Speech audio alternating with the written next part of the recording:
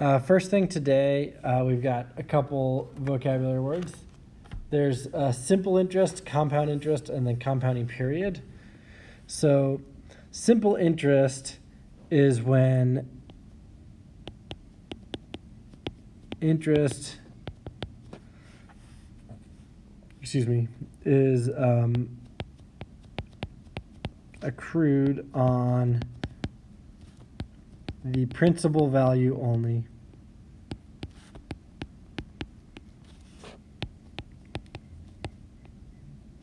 So that just means the value was $100. I put $100 in the bank. I'm only making interest on that $100 every year. I don't make interest on top of the interest. That's the difference between simple interest and compound interest.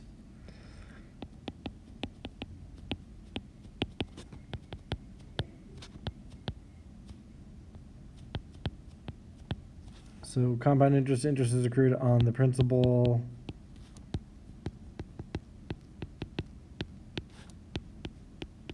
value and previously earned interest.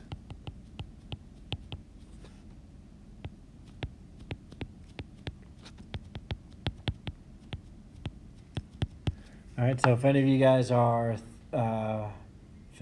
good savers and you're able to put money in the bank, then that's usually the interest rate you have.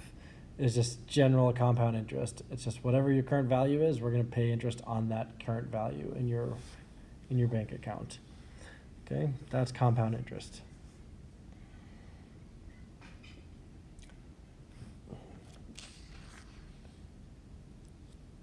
And then the last one is the compounding period, which is simply the time between interest payments.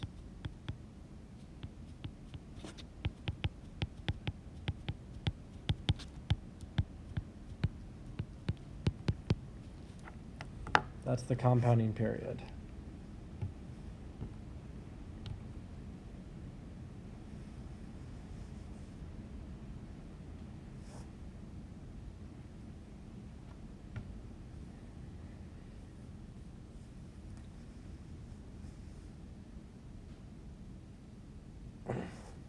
All right.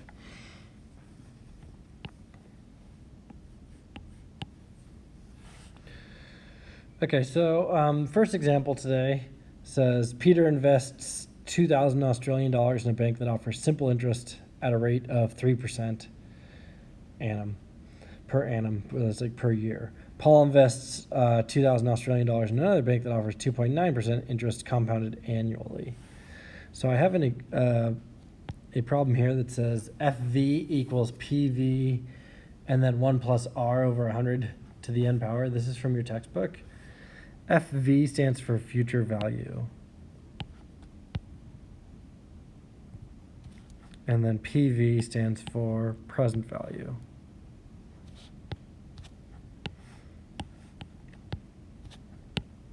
And I think last year we did talk about financial math, so this would be a very similar type problem to what we would have seen last year. Except the equation is just a little bit different, which I like this equation a little bit more. It's just saying whatever the rate is, you're going to divide it by 100. So that way we don't have to worry about switching it in our heads. So like 3%, we just do 3 divided by 100. Okay, and then we do 1 plus that. And then we go to the n power, which is like the number of years. All right, so the first one says calculate how much they each have after 10 years. So the first one is Peter.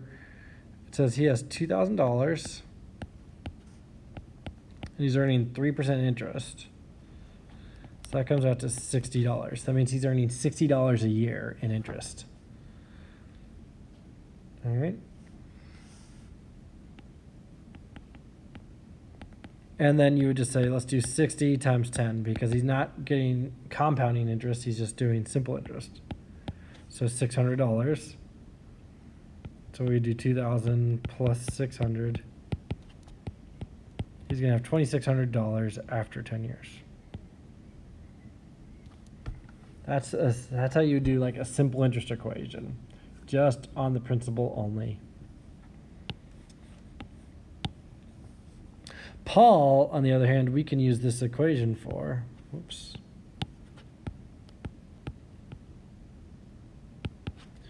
We want to figure out what his future value is. His present value is 2,000. His interest rate is 2.9, and we're going to divide that by 100. And just doing that for 10 years. That's how we calculate Paul's equation. Using that future value equation. Which, good news, by the way, I think these equations are on the IB exam, so you don't need to have them memorized. You just need to know how to use them. So then his future value, we plug that into our calculators, comes out to 2661, and I have 85 cents written down. So he makes, even though it's a lower interest rate, but because it's compounded, he's making $61 more than Peter. Okay.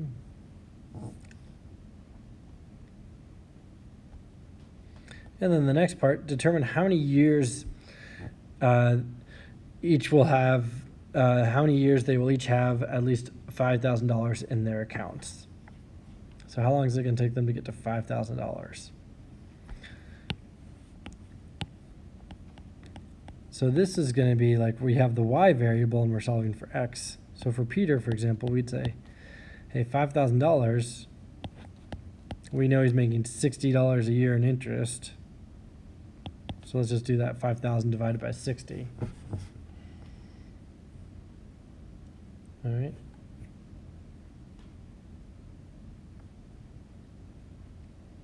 Is that right? No, hold on. So it's not going to be 5,000 because it's a, he started with $2,000. So it's going to be 5,000 minus 2,000 divided by 60. And it comes out to like 50 years because we're only trying to gain $3,000.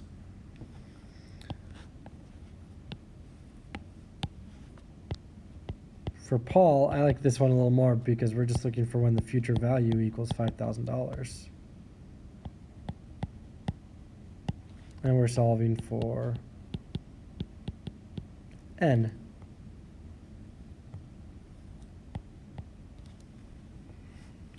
Okay.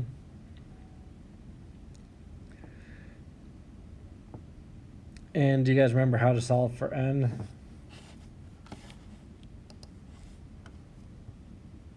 There's two ways you could do this problem. One of them is you solve using logarithms. You guys might remember logarithms from last year. Yeah. But the way I would personally prefer to do this is graph it. Because we can graph y equals 5,000.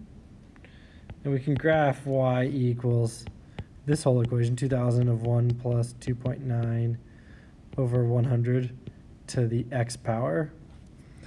And then we're just looking for the intersection of those two lines. I think that's going to be a lot easier to do on my graphing calculator than trying to use logarithms to solve. All right, on an IB exam, all you need to do is show the setup and then the answer for this type of problem. But you need to be able to show that that's setup. Okay, so this setup right here is what the IB exam would look for if they were asking you this type of question. And then we solve for n by graphing. And I think it's going to give us like a weird number. I think it comes out to like 32.05, so just over 32 years.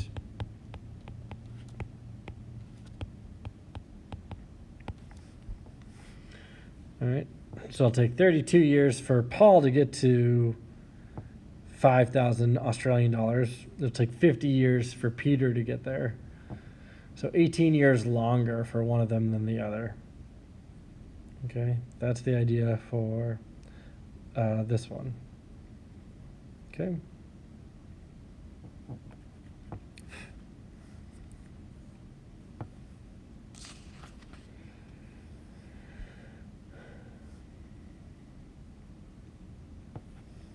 All right.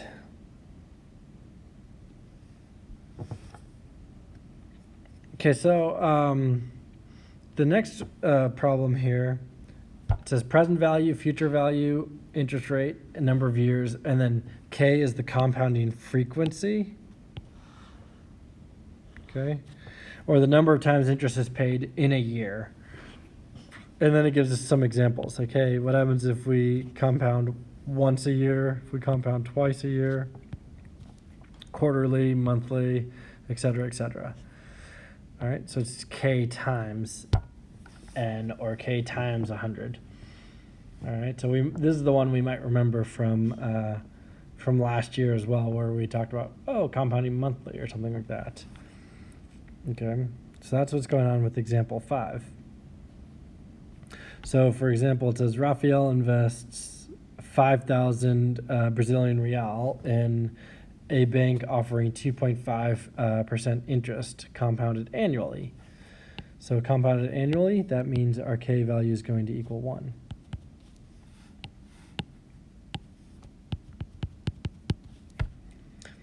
Okay, calculate the amount of money he has after 5 years. Okay, oops, I didn't leave a space there. That's my fault. But we would just do the same exact present value equation. We'd say 5,000. And then 1 plus our rate is, 2.5 over K is just 1 times 100 divided by 1 times 5. Well, not divided by, it's divided by 1 times 100, and then to the 1 times 5 power. And then we just throw that into our calculator, and we'll get the first amount. How much money does he have after 5 years? His future value came out to 5,657 and 4 cents. Okay. But again, very similar to the first problem. In this case, K is just 1. So it's the exact same equation as the first problem, except now we're just having this K value in. And if the K was just 1 and we got rid of the 1's completely, it would be the first problem. Like, take a look if that 1's not there, and if that 1's not there, it's the exact same equation as what we started with on the first problem. Okay. And now it says, after the 5 years, he withdraws all his money and puts it into another bank account. And it's 2.5% interest compounded monthly. So now we want to calculate again. So future value, his present value now is that new value that he just withdrew. 56.57 and 4 cents. Is that under part A? Yeah, that's under part A. Yeah. So I just forgot to put a space here. Should be a spaced area. Oh, never mind. Yeah, that was my fault. After 5 years, that goes to the part B. Yeah, after 5 years, that goes to part B. He's getting the same exact interest rate, but now it's being compounded 12 times a year. And he does that for 3 more years. So now we want to figure out how much money he has. Okay.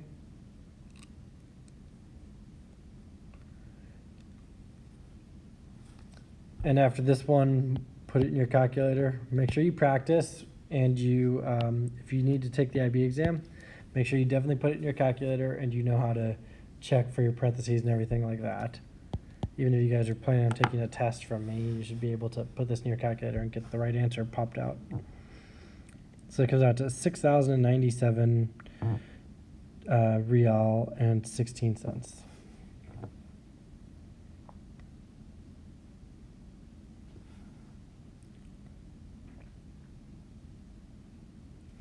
All right, and now problem 2, I'm going to ask you guys to try and figure out this one. So parts A and B. Try and work on problem 2 here and see if you guys can set these two up properly.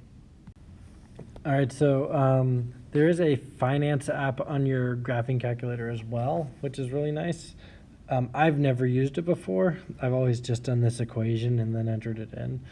But if you want to learn how to use the finance app, I did post how to work these problems out on a calculator.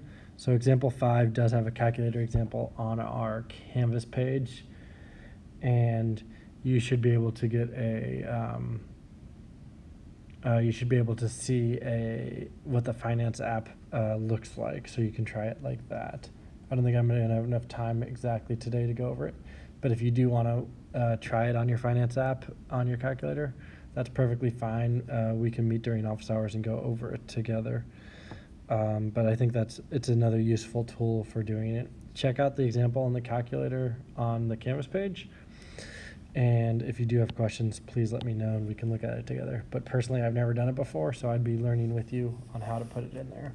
And I could help you figure it out if you need to. Okay. The first example, after 6 years, we should end up with 95,000 rubles.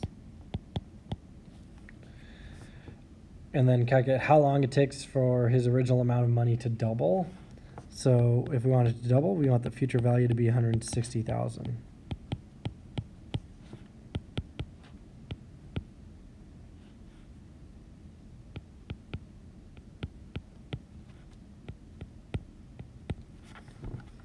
And again, we could graph these equations if we want.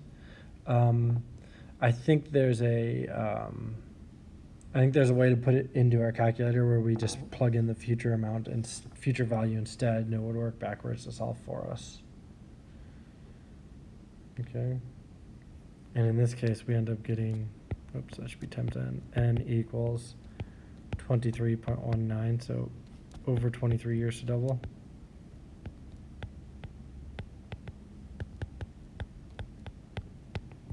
All right. That's what example 5 looks like there.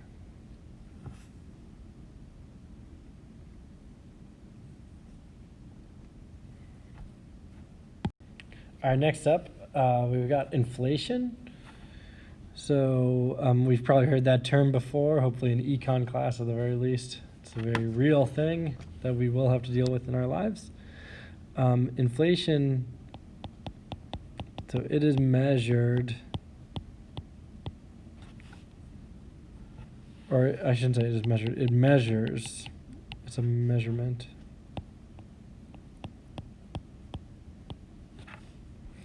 The rate that prices and goods change.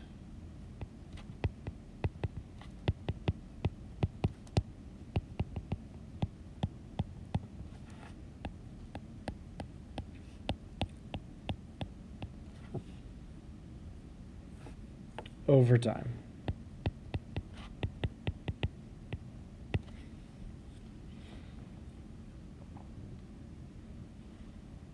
Okay, it basically tells you how much less your money can buy over time.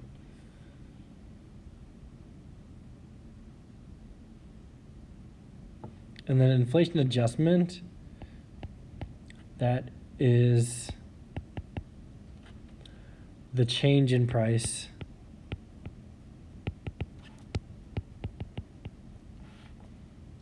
of an article that is a direct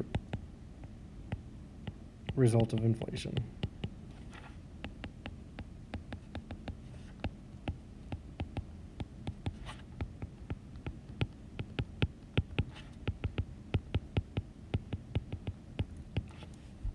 All right. And that could be a lot of things, right? So stuff at the grocery store, buying gas for your car, anything like that. We could talk about inflation for it.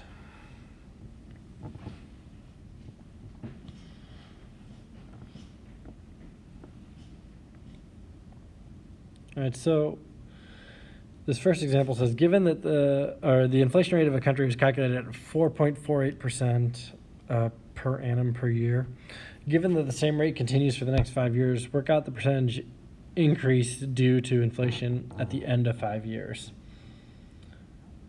All right. So it's saying work out the percentage increase over 5 years. So the way you would work out inflation increase is from that future value equation. We have the present value, and then we have the 1 plus the rate over 100 to the n. To work out inflation, we just want this part right here. We don't need to worry about the present value or anything. We're just calculating what the rate's going to look like after a certain amount of time. So what we can say is we can say 1 plus the rate was 4.48 over 100, and we're doing that for 5 years. And that should give us an answer. Okay, so that's how you'd figure out an inflation rate if you're ever asked about inflation. So it's very similar to the future value, present value type thing when we're finding that rate over 5 years. And this comes out to 1.245, I think. So what does 1.245 tell us? Think about percentages. So if we started at 100%, which is just 1, how much have we gone up?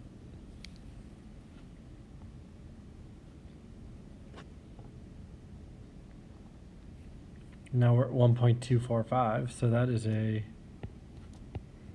24.5% increase.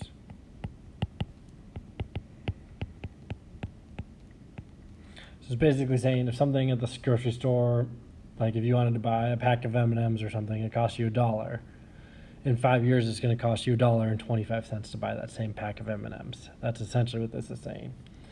Almost a 25% increase over 5 years. Okay.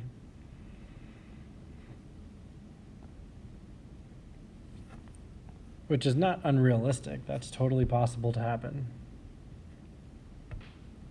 All right, now the second one says a computer game costs $35 today. Calculate what you would expect it to cost next year due to inflation adjustment. So right now it's $35. That's my present value. And I could do my future value equation.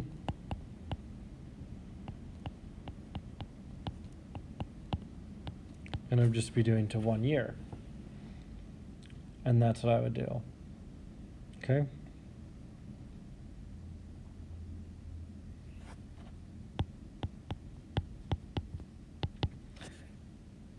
And after 1 year, I would expect this game to be $36.57, something like that. So it's gone up a little bit, $1.50 more than it was this year. All right. So that's what we end up with for this problem. We throw it all into our calculator, and it should come out to, A is something like 83,000 lira. I think 83,290.94. So he needs to save about $83,000 or lira a year. So, or $83,000 if you're just thinking about it in U.S. currency instead. Okay, so that way you can have $1 million in 10 years. Okay, that's how you'd work this one out.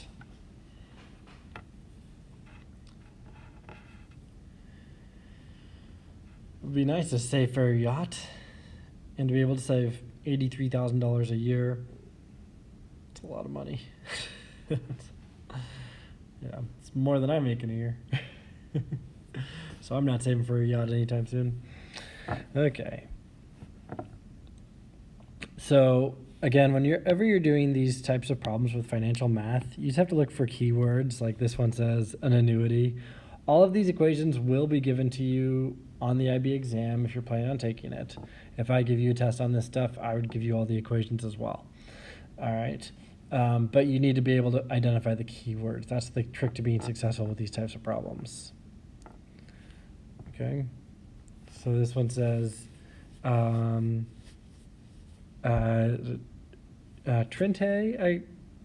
I'm guessing is the name. I don't know. That's what the textbook used. Trinte, I'm hoping. has been left with an annuity of $5,000 in a will. The annuity is for 5 years at 8% per annum to be paid off monthly. Find the monthly payments. Okay, so in this case, let's see what's going to be happening here. We're going to pay off the whole thing eventually, right? Yeah, so we're starting with $5,000. Means we're going to end with $0 eventually.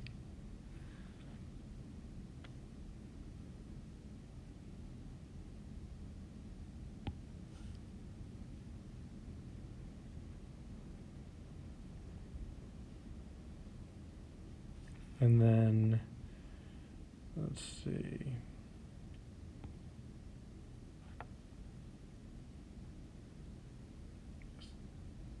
Yeah, so this one's throwing me off a little bit because I don't think I can write this one by hand. I'd probably have to do this in the calculator. At least I don't know how to do it by hand off the top of my head. Just because it's showing that compound interest problem. 8% paid off monthly.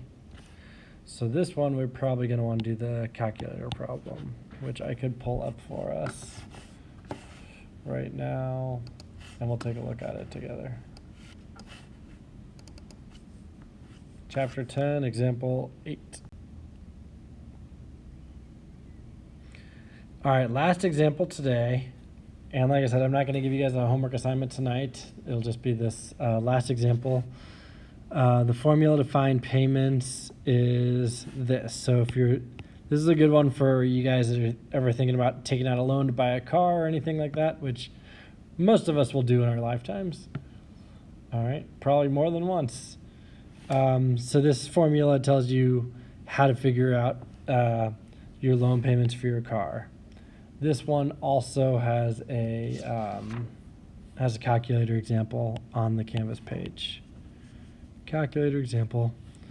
So the formula to find it is A, which is the amount of money you're going to be paying each month for your car loan. PV is the present value. R is the rate.